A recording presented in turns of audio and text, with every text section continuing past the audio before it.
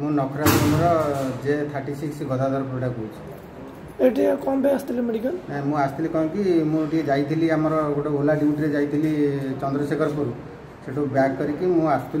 आचार्य विहार छक देकी टर्न करी बस स्टपेज अच्छी से बस स्टपेज भाई एक्सीडेंट कौन देखनी कि पूरा पड़ी थे मुमूर्ष अवस्था पड़ी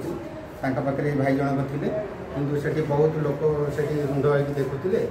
किंतु कई होते भाई जी से भाई व्यस्त होते आम्बुलांस होते जो मो नजर पड़ा मो तुरंत ऑटो बैक करके भाई को नहीं हॉस्पिटल तुरंत आसी पहुँचे। भाई आम जो smart city online auto group अच्छी आप किसी कहे विषय बहुत भल भाई बहुत साहय कले भाई गोटा भाई बहुत खुशी लगे आमको जे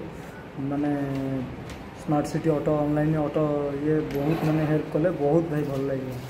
थैंक यू धन्यवाद भाई थैंक यू भाई आप किए कहते